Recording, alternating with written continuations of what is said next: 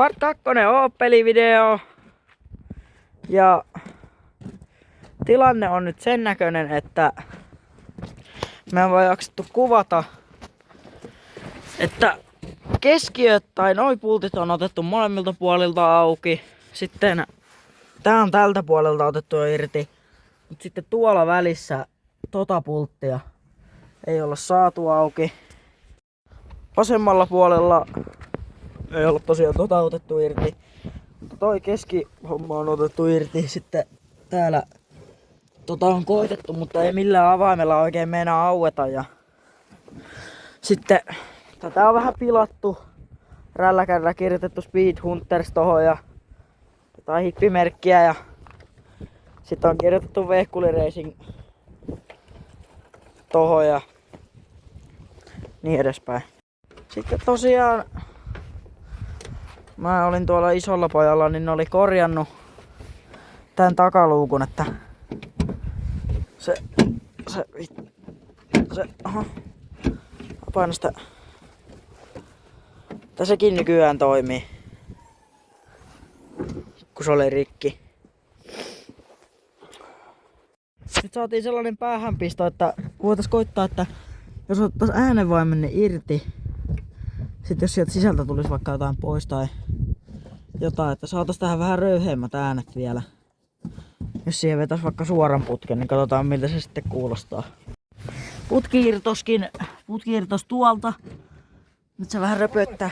Koitetaan miltä se kuulostaa. Koitetaan.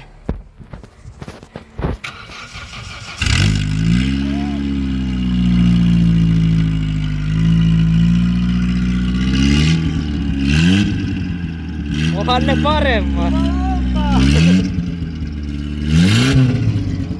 Nyt on vähän röyhemmät äänet.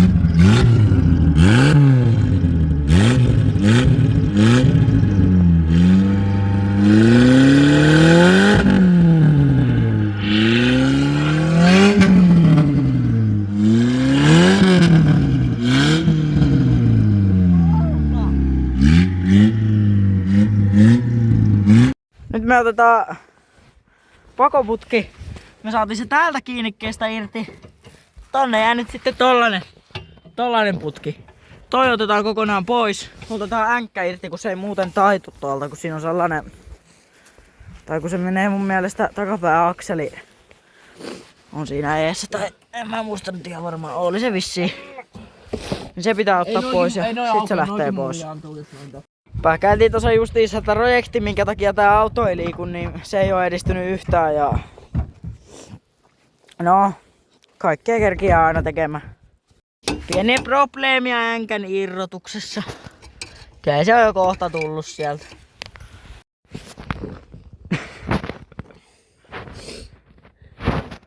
Joo. Änkkä on tuolla noin. Sitten on siinä vähän lämmittää sitä mutteria, jos se lähti aukeamaan. Tältä puolelta on kaikki irti.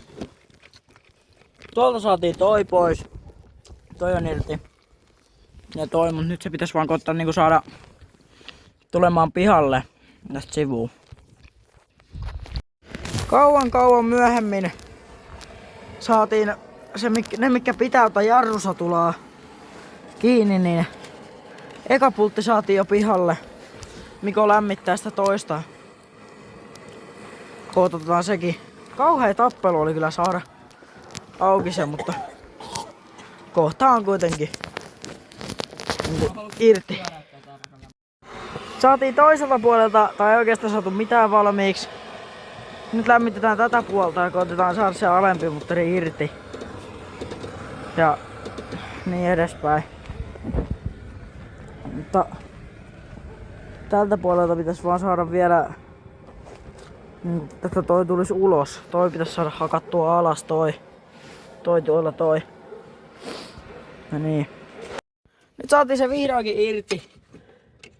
Miko ottaa sitä auki. Nyt saatiin vihdoinkin nää irti. Tältä puolelta on ihan ehjä toi toi sisempi osa, toiselta kyllä siinä on pieni reikä. Toinen puoli näyttää niinku tuolta. Ja siinä se sitten on.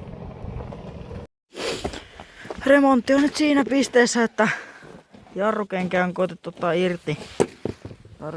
Nää on niin tiukassa nää täällä, että niitä me ei ole saatu vielä, mutta täältä on noin kaksi on otettu kummaltakin puolelta ja tää niinku vetarikin heiluu ja tää on kaikki on niinku irti, mutta Kaikki ei oo irti. niin. Nyt saatiin ne irti ja sit pitäis tuolta koittaa jotenkin kammeta toi vetari pihalle.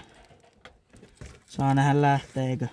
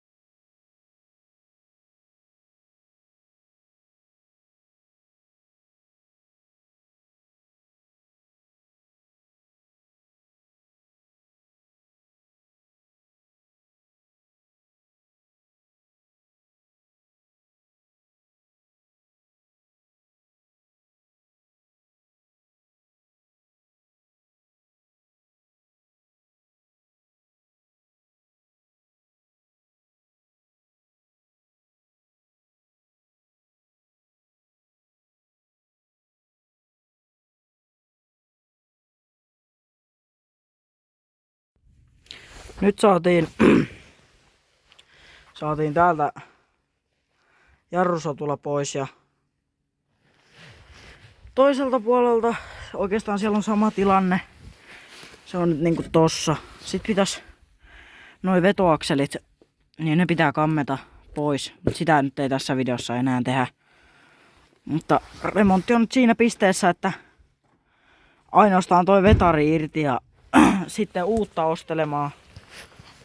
Tai niin kuin uudet vetoakselit ja noi jarrupalat ja sitten kasaan koko vehje ja ei muuta kuin vetoja.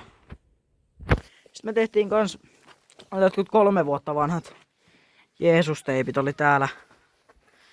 Kun tässä on vähän imuvuoto-ongelmia, niin laitettiin siihen uudet teipit. Että se ottaisi niinku ilmaa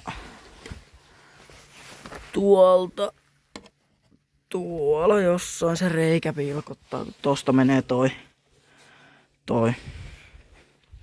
Ja sitten keräillään kaikki kamppeet ja sen jälkeen lopetellaan. Nyt olisi part 2 taputeltu ja ensi jaksossa otetaan noin irti